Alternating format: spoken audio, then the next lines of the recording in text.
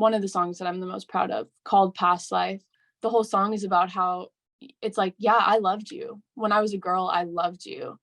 And you're always going to be the love of my past life. And this is what my artist project is about to look like. And that was the first song that, you know, went viral on TikTok. And it was interesting because everyone at the time was like, you know, you need to blow up on TikTok, and here's what you're going to do. You're going to have a really strong hook, and you're going to wear bright colors. And the hook, you're going to be like, oh, I have the song of the summer. And then you're going to play a really fun chorus that lasts 4 seconds, and then it's going to be over. Hi, Jules. How are you? Good. How are you? I am fantastic. I appreciate you doing this today. Of course. Thanks for having me. I'm excited. Awesome. I'm Adam, and this is about you and your journey in music, and we'll talk about the EP and everything else you have coming up. Sick. Cool. I did read. Originally from? Are you from Los Angeles area? I am. I'm from Oh, LA. I know that's everybody's reaction. I'm from San Diego. There's not many of us native Southern Californians. Ooh, cool. Where in San Diego are you from? I grew up in I don't know if you're familiar, but like Rancho Penasquitos area. Okay. I Like, I grew up going to La Jolla a lot. okay, so I was about 5 miles west, or Oh, no, east. cool. I'm west would be in the water. 5 miles east of La Jolla. Okay, sick. Cool. So Yeah. Cali kids. Yeah. Um, Are you in Nashville now? Is that what I also said? Or are you back in um, LA? I'm back in LA now. I went to Nashville from 2018 to like 2021-ish, 2022 actually. I just moved here. It's just about to be a year back in LA. Awesome. Yeah, I Yeah. moved to Nashville, so it's funny. No way. Yeah, like, my family and I moved here like 2021, February 2021. Okay, sick. Cool. Whoa, so we're on kind of similar journeys, similar time. Right? Like, but That's crazy. opposite. Yeah, The that's same, but a wild. little bit opposite. Cool. So, what part of LA? I grew up in Santa Monica. Um, Nice. and now I'm like more valley vibes. Okay. So very, very different energies. It's funny because a big reason I like LA is because you can live in different parts of LA and it feels like you're in a whole different city, you know? It's massive. I Yeah. mean, yeah, you could be from the Valley to Hollywood to Santa Monica, even, go towards Orange County, it's totally different, or Yeah. north, like Sherman Oaks area. Yeah, it's such a big, diverse city. Yeah. I love it. I love LA. But yeah, originally like West Side. Santa Monica, then. That's Yeah. cool. Did you like living there? Yeah. I honestly didn't really understand how cool LA was until I left. Um, Okay. I grew up with my dad is in the entertainment world. Okay. Um, and so that was really cool because I was always doing music. Hmm. Like from the beginning, I knew that that was what I was going to be doing, and to be able to be in a space where that was already cultivated, like there was already a world for me Hmm. to like aspire to be in or to try to be in even as a kid was really cool. And my dad was so supportive and like would take me to like open mics on like Sunday nights or like Tuesday nights in Hollywood for like nobody, and he would hear me sing the same like really bad songs over and over and over again. But it was nice because there was a music world that I could kind of check out. Hmm. Um and yeah, I liked it. I think I needed to leave to fully love it. Yeah, So I'm glad really. I'm back now. Yeah. Well, do you mind saying what part of the industry dad was in? Yeah, he's like in the film and TV world, and he also was on Broadway last year. Um, Oh, so dad's an entertainer as well, or musician, or he's a singer, but first and foremost, like, well, he's like a, self-proclaimed theater kid. That was his thing. But then, and he's from New York, and then he moved to oh, LA after he was He was on Broadway when he was like 22, which I'm always like, God damn it. That's like, Yeah, like that's how awesome. do I beat that? Right. It's like really cool. I don't know. He's just like way cooler than me, which it's cool to have him as a dad because, I just get to look up to him a lot. Yeah. Um, but he's, yeah, film and TV world now. But was it's interesting because your dad had success in the entertainment world.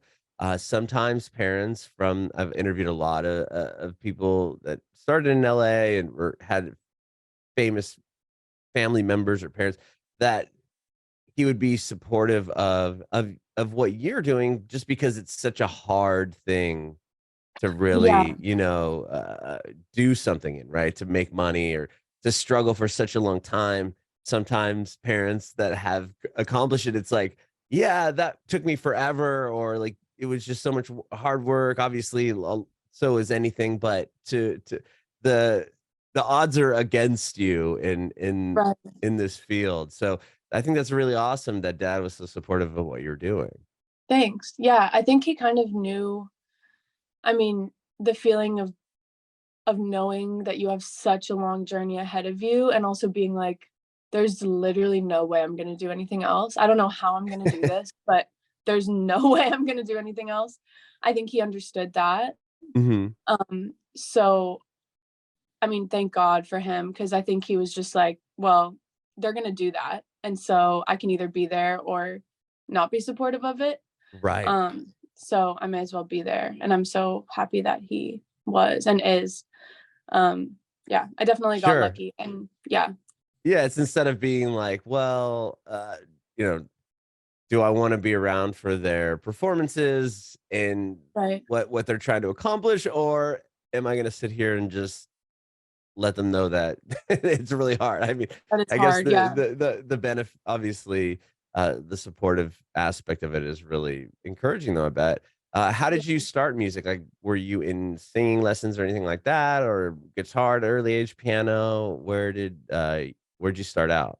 Yeah. So there was kind of always a lot of music around my house. And I when I was like 6 or 7, um, okay, this is so weird and so crazy because I went to public school, but when Mhm. I was in kindergarten, like there was this art teacher, but also a musician, who came into the kindergarten classrooms and every kindergarten classroom collectively wrote a song together and she helped us craft a song.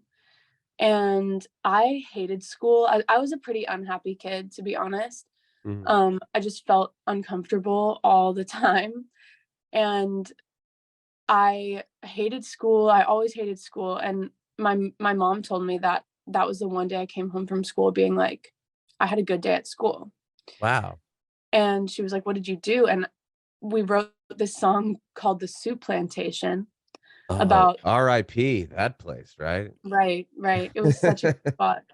Um, like I remember the whole song and we wrote it collectively as a class and I had so much fun doing it with this teacher named Lonnie. And um so my mom was like, "Wow, my kid is coming home from school happy for the first time." So she went to my school and was like, "Who is this woman? Who is Lonnie? Who is this Lonnie person?" And she got in contact with her and was like, "Can what do you do? Like, do you teach guitar lessons? Do you do anything?" And Lonnie was like, "Kind of. Like, I can come and like teach Jules like guitar or like whatever they want to do, basically." And what I ended up doing was she taught me how to play guitar, a little bit and a little bit of bass, just like on my living room couch. And she went from a very it wasn't like a technical perspective because I also grew up later. I was in like the orchestra for a really long time and like I really felt stifled by it because it was so like uh rigid and like strict and like follow exactly what's on the page. And she was just kind of like, what do you want to do? Like, what do you want to learn? Like, what's your favorite song? How can we, what do you want to write about? As like a Mhm. 6-year old or 7-year old, she was like, what do you have to say? Wow. Which Yeah. was really cool because I had, soup plantation to say. Like, I had nothing You're like, important let to me say. tell you about this amazing buffet. It's called Soup Right. Plantation. Incredible. Not only soup, but salad. Build your it's Salads, sometimes pasta, sometimes yeah, pasta. you're um, lucky. And yeah. the ice cream soft serve, Oh, don't get amazing. me started. It was so good. Um, and yeah, so she would come over and like we would do that. And then when I was 7, me and like some of my friends were like, we're gonna start a band. And Awesome. we started a band and she kind of like mentored it. And I'm mentioning her so much because I literally like she taught me everything that I know. She's That's amazing. amazing. And yeah, she like I was in this band from 7 to 18 years old. Um, Wow. yeah. 11 years in the span. Yeah, it was crazy. And there was a Same lot of same group, same members. pretty much one Whoa. member left. Um, but besides that, it was us the whole time. And we played like shows around LA. We recorded an EP together because Lonnie's kid, who I'm still friends with, is a audio engineer who like believed in us, as like Hmm. little 14, 15-year-olds. And that's where I started writing with them like all the time and just getting a good ear. There was 5 of us at first and then 4, so it was like a lot of harmonies and just cool stuff like that. And just building confidence there. And then I don't know, when I was like 15 or 16, some of the girls in the band kind of started to be like, where am I gonna like go to college and what do I want to do and all this stuff. And I was like, whoa, guys, this is what I don't know what you guys are talking Yeah. about. I want to Slow down. We're gonna be write rock songs on them. stars. Yeah. Like, and they weren't, really following that same path, which you can't expect them to. Like, they're still all some of my best friends, like Uh-huh. best in the world. Um, but that's when I kind of realized I was like, this is what I want to do, and I need to figure out how I'm gonna do that. Hmm. Um, so I was a big, and still am, big Taylor Swift fan. Oh, I just saw her on Saturday night. My mind is Oh still blown. no, Oh no my way. gosh. Wait, Yeah, the Nashville uh-huh. one? On Saturday. It was 3.5 hours Taylor played. Wow. It was Were you there when Boy Genius played? yep. Boy Genius came out for only for one song. Phoebe Bridgers brought him out and they did one song. Matt Healy from the 1975 was playing guitar with Phoebe Bridges. And it was Crazy. funny like she had or Maddie was just there. No acknowledgement that No this guy way. is like playing with Phoebe. And in between songs, it was really funny because Maddie was playing acoustic guitar, and then he would walk up to the mic, and the audience just started going nuts, thinking, "Oh, there's going to be a 1975 song right now," and then he would go back No and sit way. back again. Yeah, at Oh, the end, Phoebe acknowledged that, but it wasn't like "and Maddie from 1970." It was just she was just naming the other players in the band. It was really cool. that's crazy. Wow. Hmm.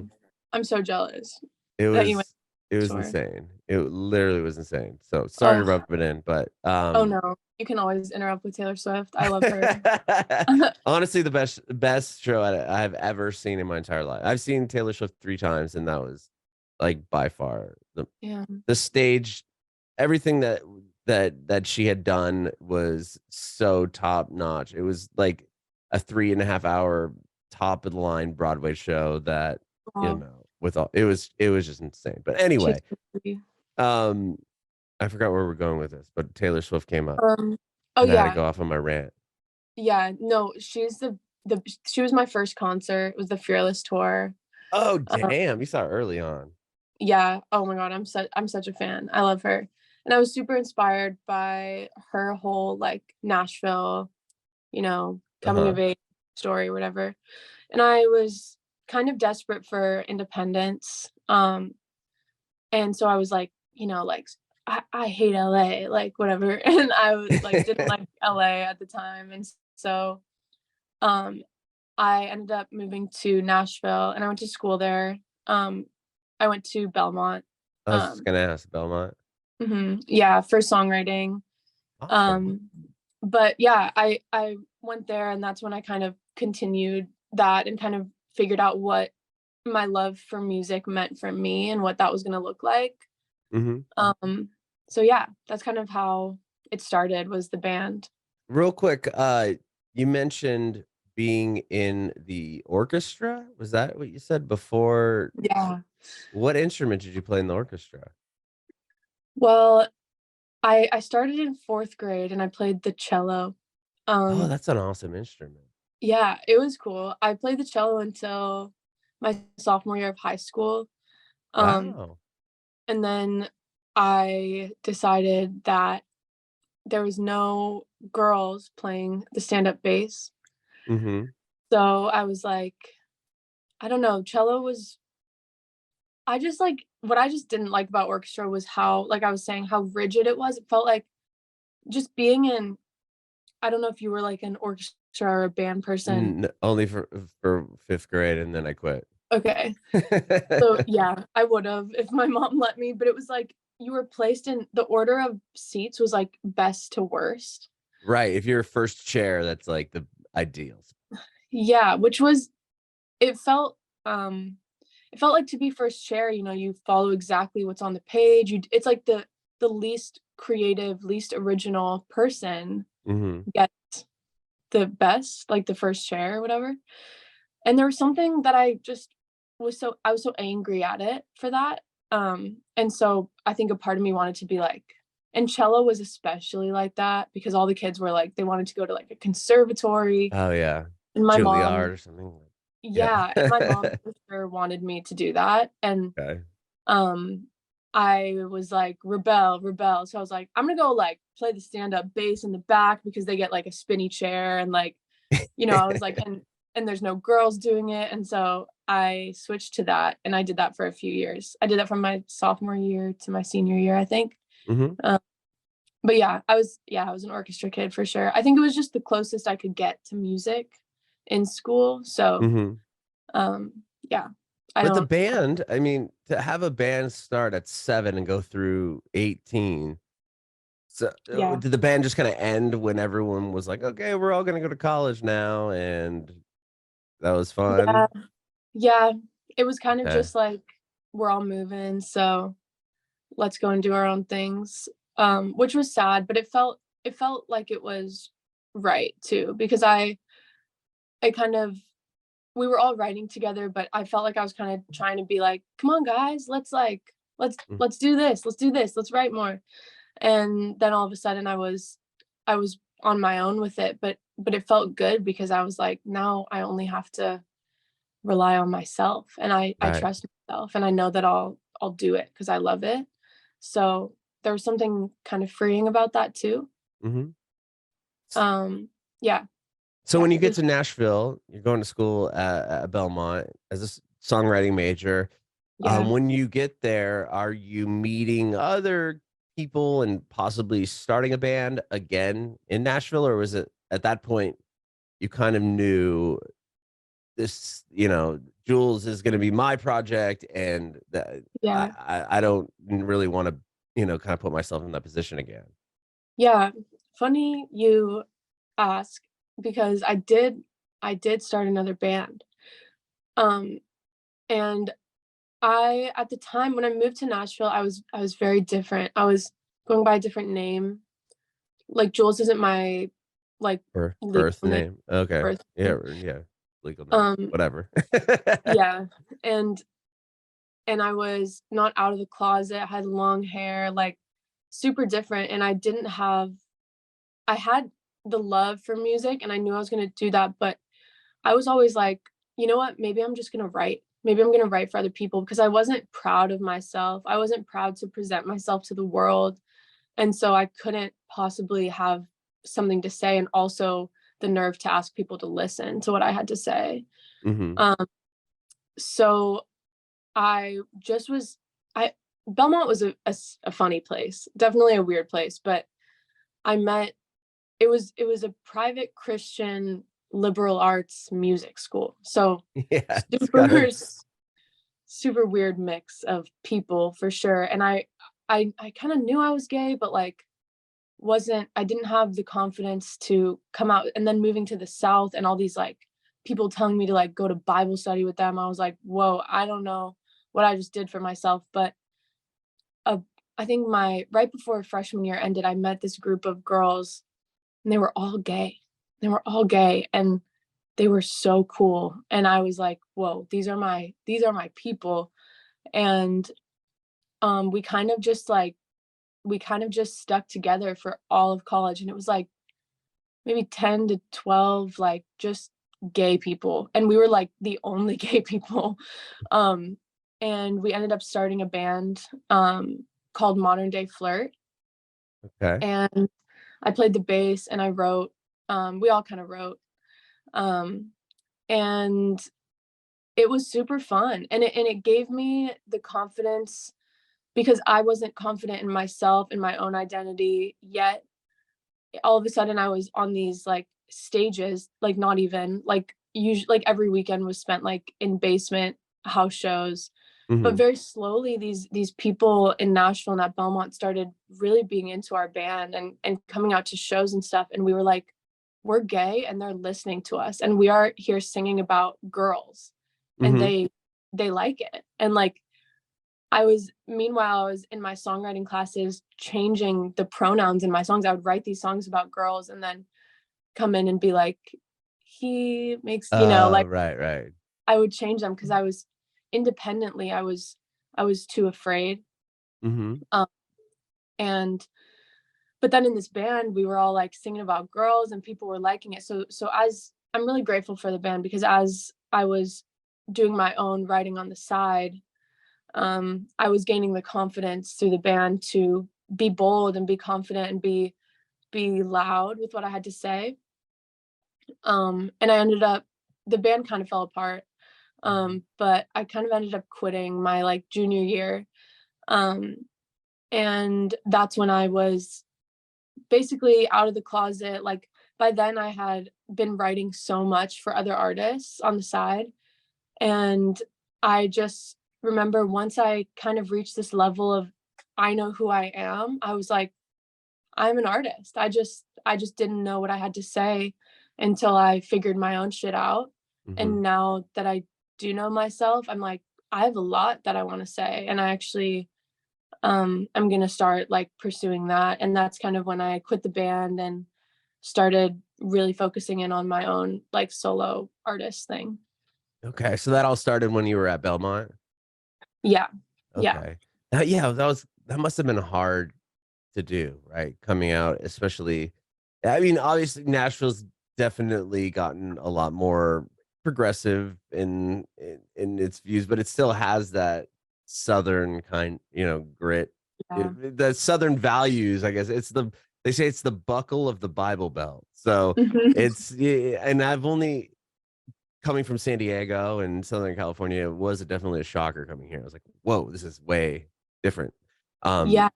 that must have been very hard to do. I can't even imagine because LA would be not that it's not it wouldn't be hard, but I feel like LA would be like a bit more. I don't know, not as Yeah. difficult in a certain way.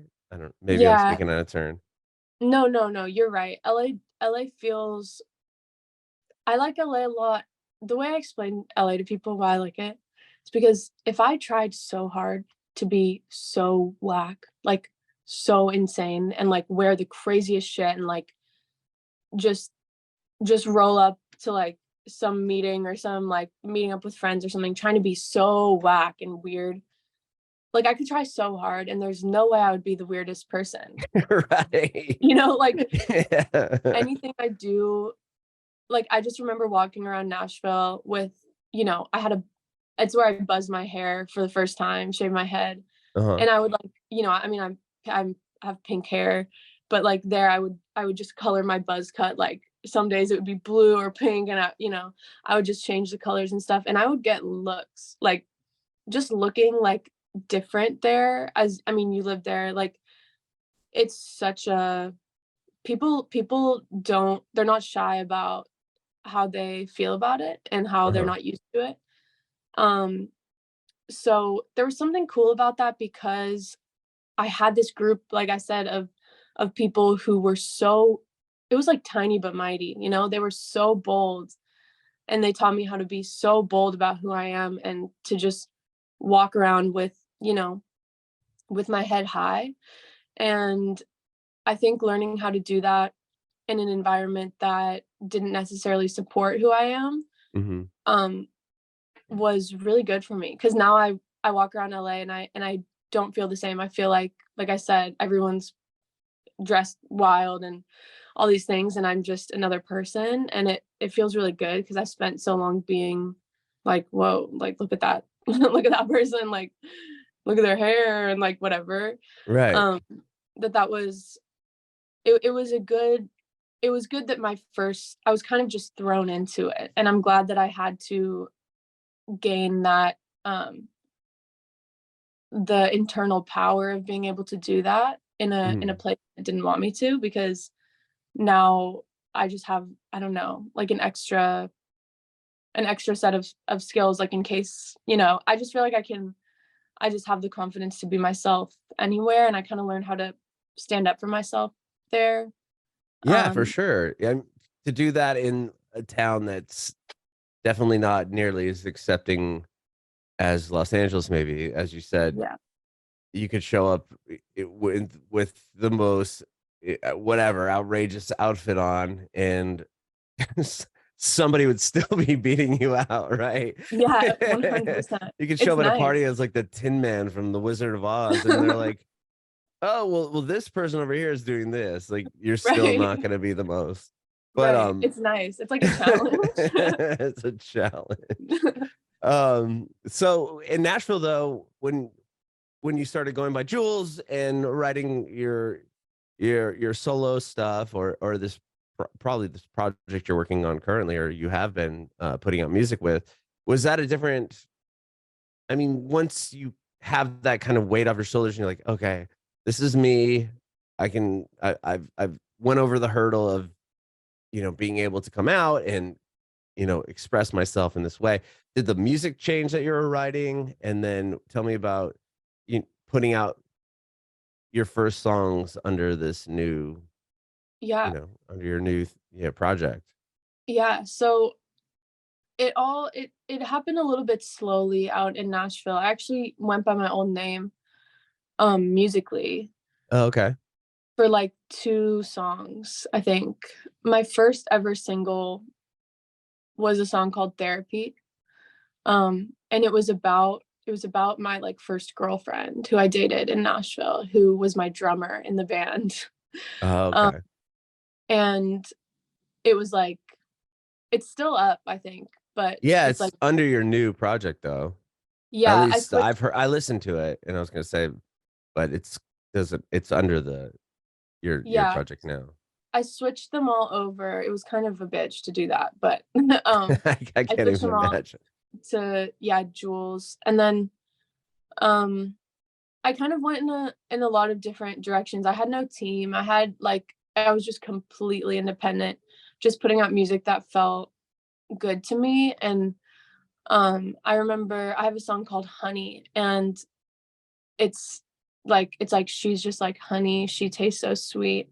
And I wrote that one, and I remember getting a phone call from my mom before I released it, and she said, "Hey, like, about that new song you're putting out, like, I think you should take it like take it back." Like, she doesn't know how it works at all, Mhm. and change it to "You taste like honey.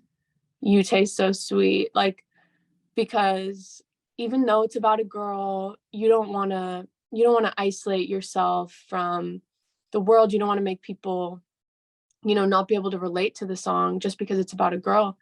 And I said, "Well, I listen to songs that girls sing about guys, and I love them, and I relate to them, Mhm. and I'm thinking about a girl in my head, but I know it's about a guy, and I don't feel excluded from the music."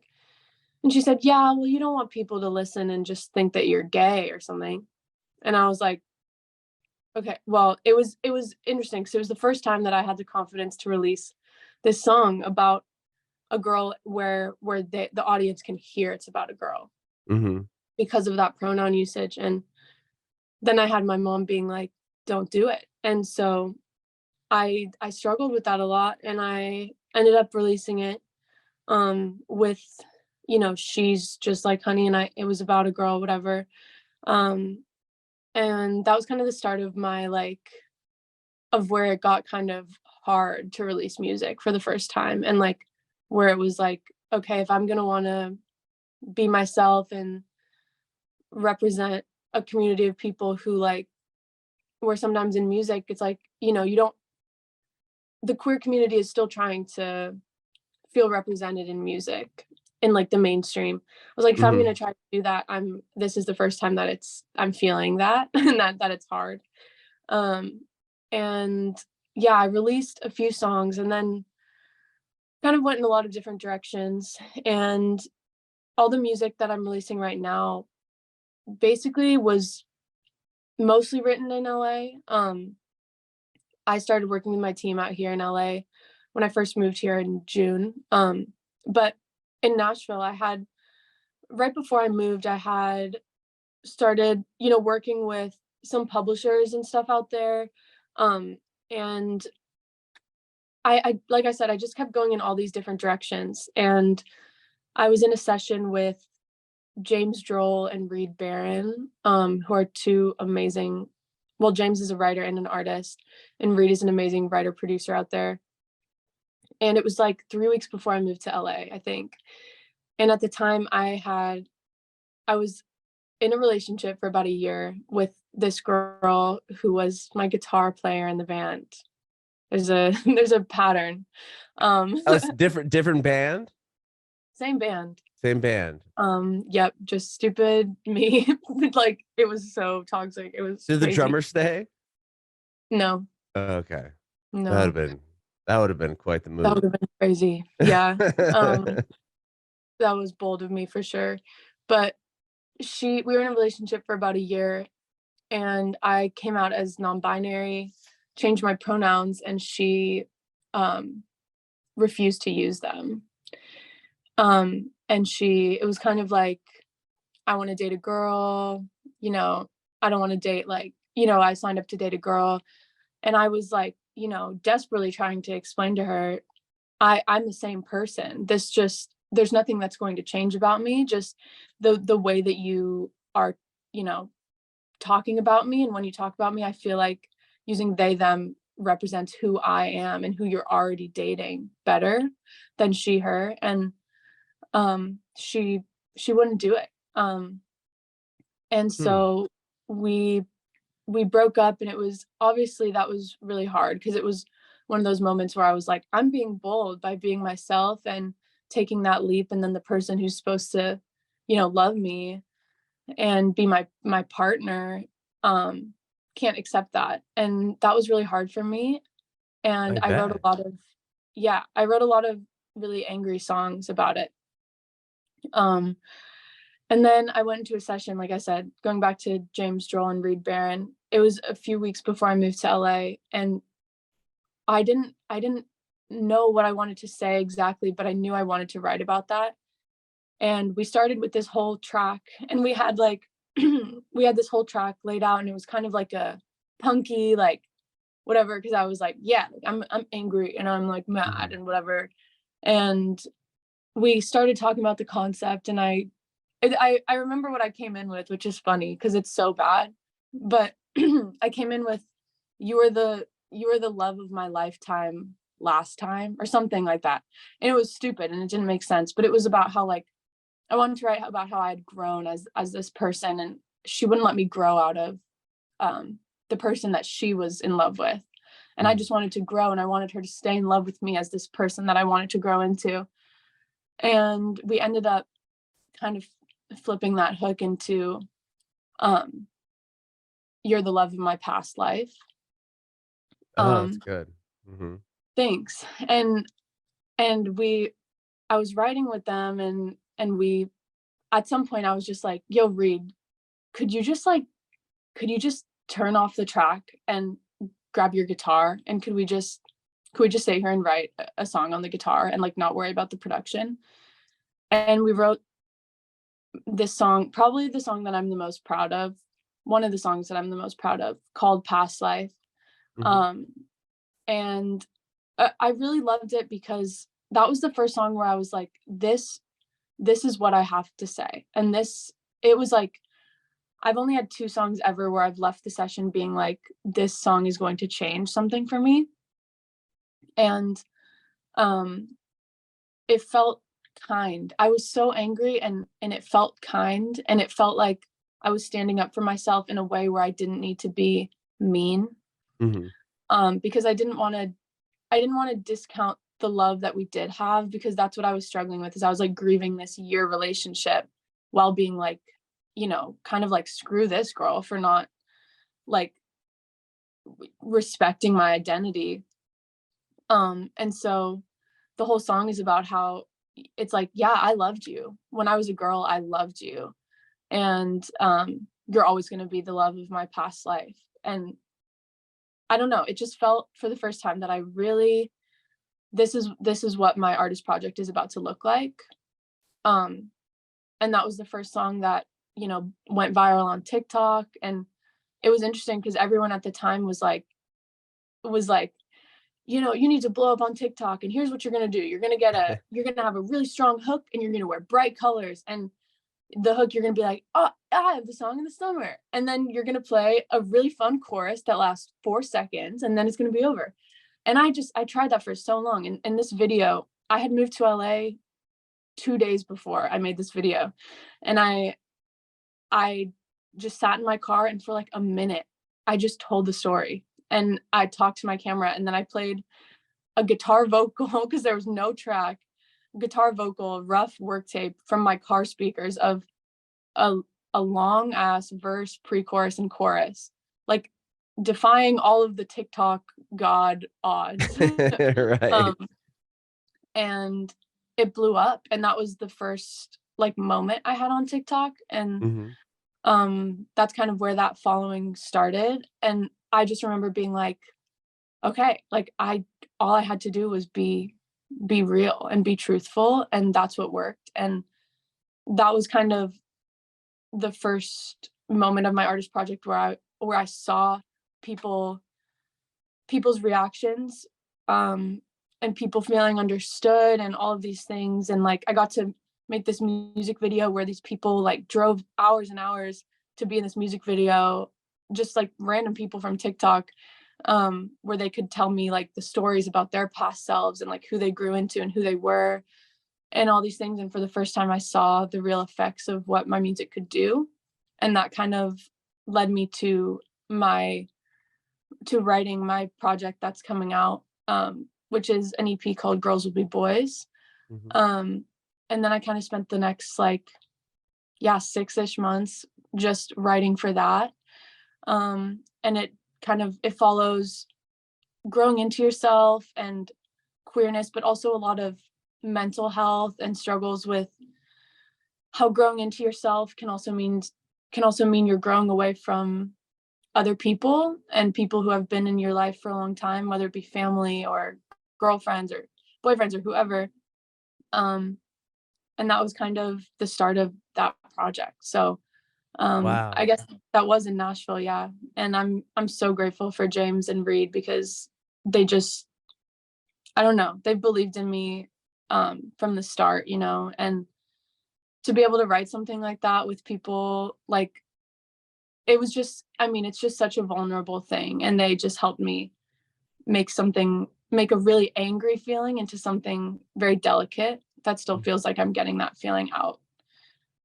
Yeah, Yeah. no, definitely. I would yeah, it's unfortunate that just saying, I'm the same person. I just wanna go if you're referencing me in a conversation, please use they, them pronouns.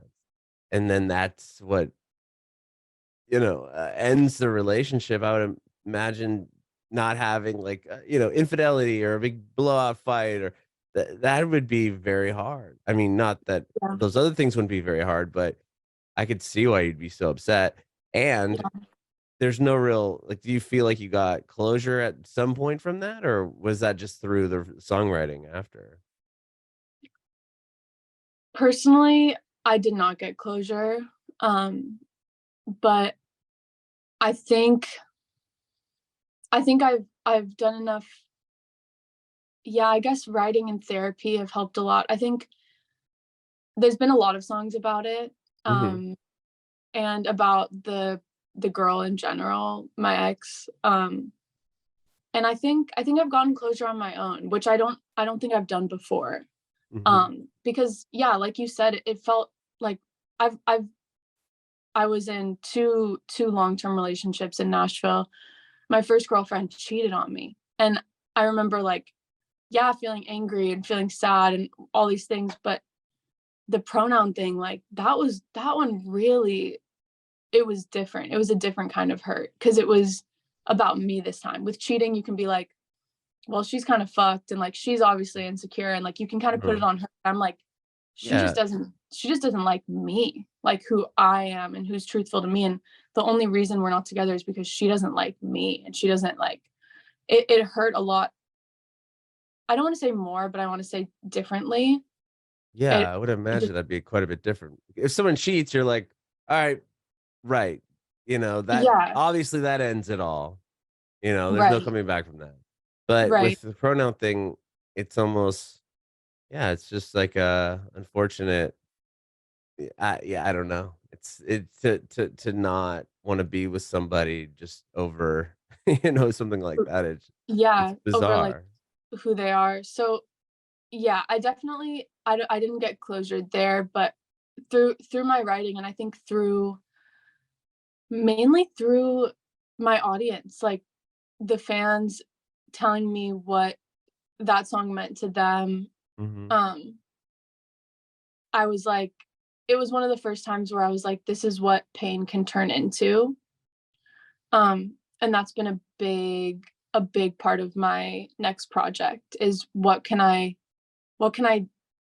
do with all of this hurt, you know? And what can I give to other people?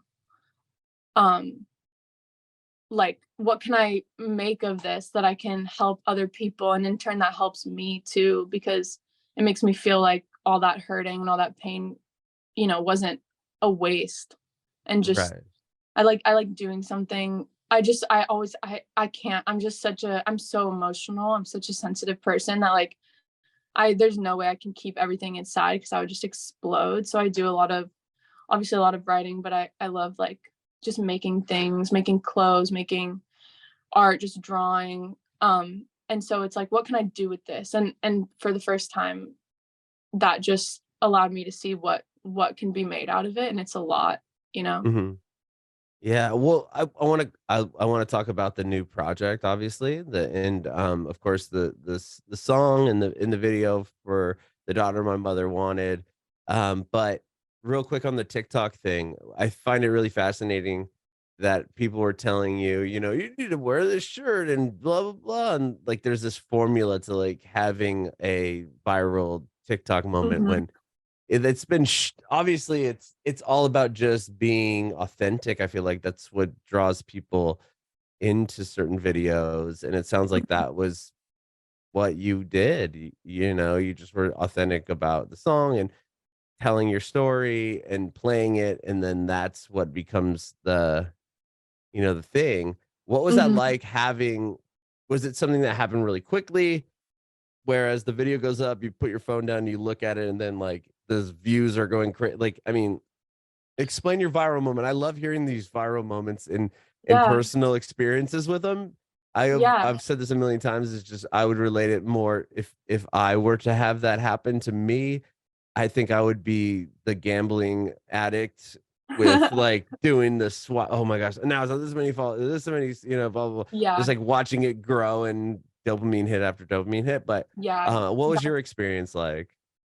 well, I had been trying on TikTok for so long for something to blow up, and I I moved to LA and like I had like 1,000 followers maybe on TikTok, like not not doing too hot. And especially moving to LA, I was like, God, I need to like figure something out. And I Right, remember where I it's went like, "So, what do you do and how many followers do you right, literally, have?" So, I that's what it interviewed is. somebody, they told me that. I was like, "Whoa." Yeah, Meanwhile, it's this person had 2 over 200,000, but it was, like, funny. wow. yeah, it's ruthless out here. And we live in a really funny world where like so many people are like famous, like so many people are have such big followings. It's really interesting. But Mhm. this particular day, like I said, I think it was my second or third day in LA, and I didn't know a ton of people in LA, but I had made a few connections. And so when I moved out here, I was like, anyone who I know, I'm like, let's hang out, let's get coffee, let's get food, let's get drinks, let's like write a song. Like, I don't know anyone. And so I went to breakfast with my two friends. They're a couple. And I had met them a few times, but we went to breakfast, and I pulled up to the place, and they texted me, and they're like, so sorry, we're like 10-15 minutes late. And so I was just sitting in my car, and I was like, I guess I'll just do a TikTok, because I feel like with any extra time, it's like, I'll just film something and see what happens. And then I filmed that TikTok because they were late to breakfast. Oh, wow. Yeah, and I remember at breakfast, talking about one of the people I got breakfast with is a drummer, for kind of like bigger artists, and he was talking about the artists and TikTok and stuff, and he was like, I remember we were talking about TikTok so much, and he was like, and I was like, do you think that you need to have a whole release plan when you are posting a song? If you think it's going to go viral, should I already have it ready? And he was like, you know what? If a song goes viral and you have like no master, no cover art, you're going to figure it out. You're going to have to figure it out. So you're going to figure it out. Uh-huh. And he was like, you'll have to be quick. It's going to be crazy, but like, you'll figure it out. And I was like, okay, that's good advice. And then, yeah, after breakfast, I just like put some captions on it basically and just posted it. And then the next day it was at like, I think like 1.5 million almost views. And then I was finding myself in that in that place where I was like, oh shit, now I have to figure out what to do. This is literally like a work tape guitar vocal. I live in a different city now than the producer. Uh-huh. And I don't have real vocals. Or like, I only have Dea vocals, and that's all there is. And I kept going back and forth on like production and what I should do. And at the same time, I had just met my now manager, who at the time we were just talking, and I remember that was a big thing for me too, is we had a meeting on the third day that I was in LA. We got coffee, and he was really interested in managing me, and I had no numbers, nothing had blown up. And I remember him saying, so how's TikTok? And I said, well, I just posted this video, and it's at like 40K or something, but it's like not blowing up. And it was Past Life, and he heard the song, and he was like, whoa, this is crazy. And then he really believed in me, and then the next day it was viral. And he Wow. and my team ended up being the ones who really guided me through the process of releasing a song that quickly. um and we ended up doing, I think Reed may have retracked the guitar, but the day of vocals were the ones that we used. We ended up getting a string quartet in Nashville, and Reed like FaceTimed me and like sent me all these videos from working with the with the strings players, and they played on it. But we ended up releasing Past Life as basically what it was when we wrote it, which there's something really cool about that, I Mhm. think. Yeah. um and it was just a crazy, like, I think it was out like 3 weeks after it blew up. That's wild. That is so Yeah, cool, though. it was And crazy. oh, wow. Oh, wow. So you have a single out now, the daughter that my mother wanted, but there the EP as well is coming out as well. So this song will be Mhm. on the EP? Yes, Okay, so yes. tell me about the song and then the project real quick. Sure. So I released The Daughter That My Mother Wanted with an artist named Miki Ratsula. Mhm. Um, they're also non-binary. Um, they have become one of my closest friends in this process, which has been incredible.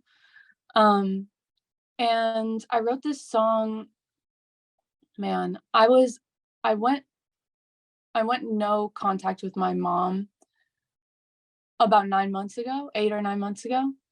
Um, and it's been, when I tell people that, a lot of times they're like, I'm so sorry, and like that must be hard. And to be honest with you, it's not. I feel really good. And I feel like my mental health has never been better. I feel safer. I just feel it's so much easier to be myself, and um it's been really nice. But in that, of course, even as an adult, it's like you are attached to that person no Mhm. matter what you do, as far away as you get from your family. Like they're the ones who raised you. And um as nice and healthy as it's been for me to go no contact with her, there is always this little part of me that feels guilty for not making her proud.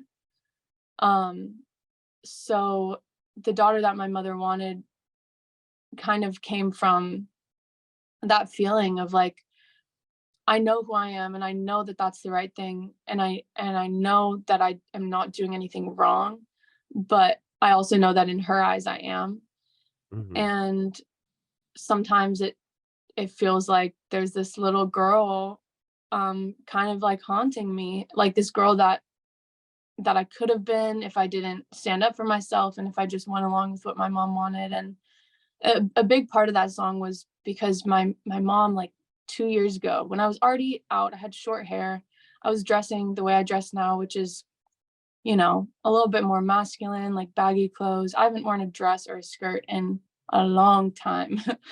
um and she sewed me a dress, and I remember her saying, I've been working on this project for you for weeks and just really building it up, and finally showing me this dress that she made, knowing that I don't wear dresses, and I have short hair, and I was out to her, and like it was this super manipulative thing that she did, and I felt so guilty because she had spent so much time sewing this dress.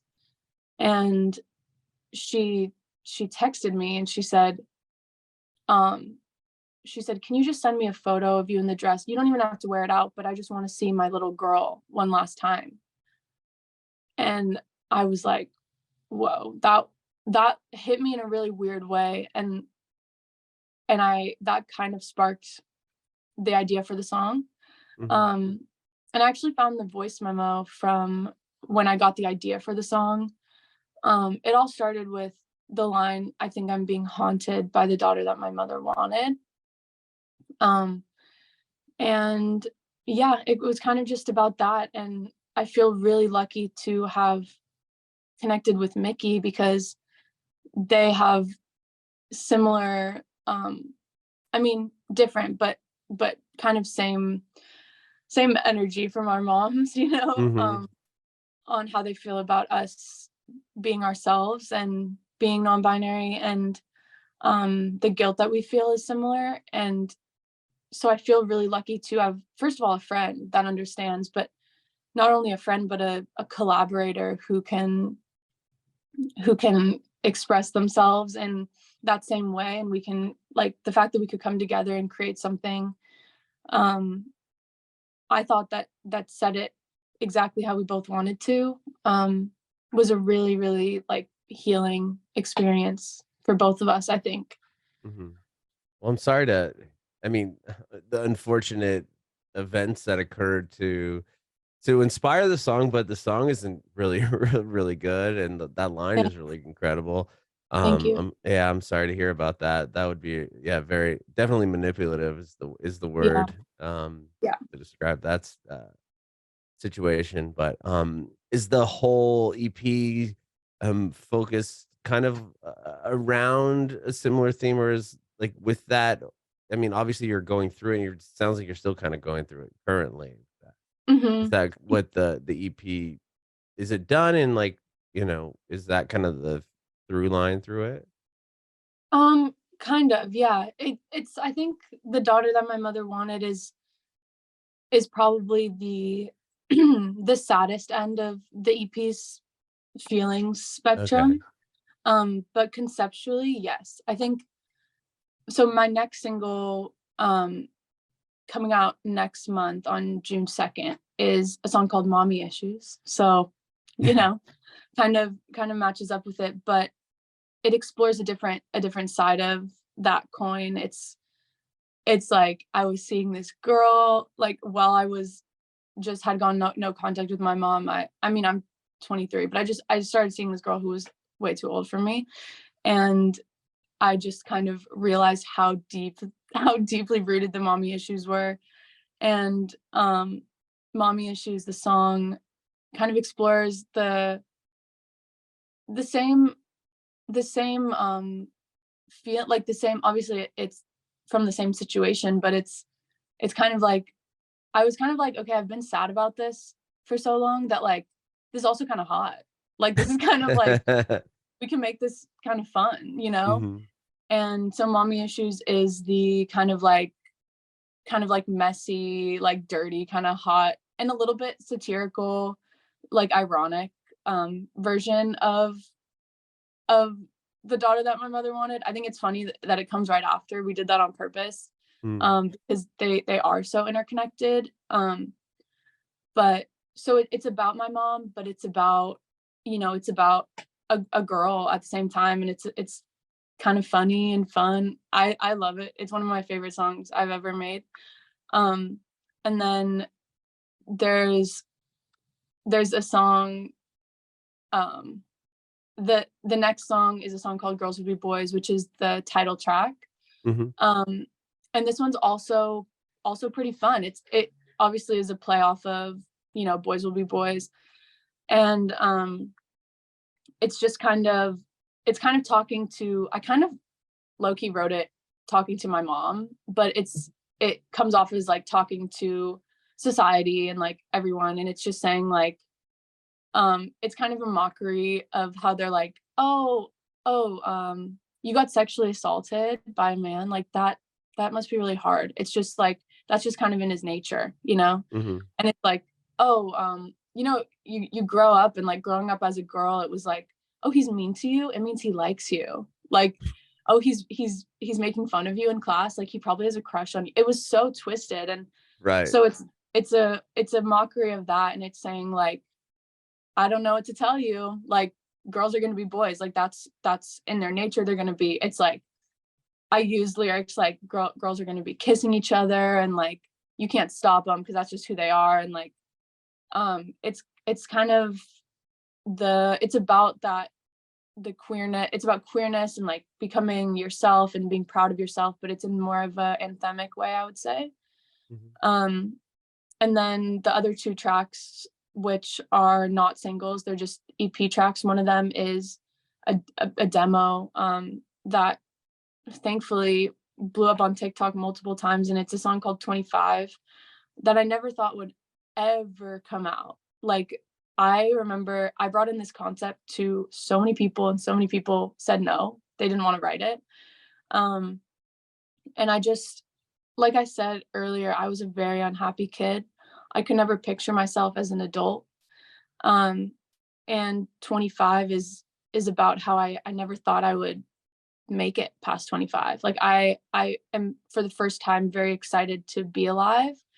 But now that I am excited to be alive, I've spent so much time thinking that I wasn't going to be that I'm so unprepared. I'm like I don't know what to do now because um everybody was out there planning their whole lives, and I was just getting through each day and trying to make it through the day where they were like, I'm excited to be an adult and I'm excited to have this future. And I was like, I need to just get through this. And so 25 is a demo. It's kind of sad, but kind of hopeful. And then there's another song called Lost Cause, and um it's about how God doesn't really how God doesn't really fuck with me like he fucks with everyone else. And it's about how it's a little bit sad and it's a little bit funny, but it's about just as a queer person, how I felt like I wrote it about my time in Nashville. I actually wrote this one in Nashville as well, about how I've never met God because he thinks I'm a lot like even he thinks I'm a lost cause. And about how he doesn't even try with me. I'm just like you know, I'm just already like a goner basically. Mhm. Um, and just because I didn't grow up religiously. I'm half Jewish, my dad's Jewish. My mom's like a Catholic who left Catholicism, and moving to a place that was really religious, I received a lot of just like God stuff, or like I should go to Mhm. church and stuff like that. And it was kind of a I guess a song about that. So they're all definitely revolving around that world, but exploring different ends of the spectrum on how that affects me and my relationships, I guess.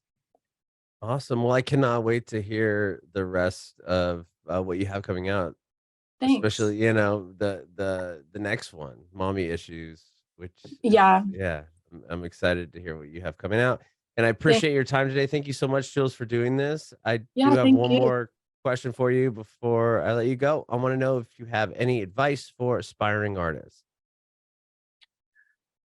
Any advice for aspiring artists? Um, man, do okay, my advice for an aspiring artist would be don't do what's working for everyone else. Do what feels truthful to you. Um, because if it's already working for somebody else, even if it did work for you, it's not going to last because you're just going to be doing something that's going to fizzle out, or just you're going to be the second version of somebody else. And I think the first time anything worked for me was when I sat down with myself and was brutally honest. And it's hard to sit in your own like trauma and hurt and sit down and write a song about it, but that's what's going to work. Um so be authentic, be truthful, and don't listen to what other people say is going to work, because it's not. What's going to work is you doing what's real for you.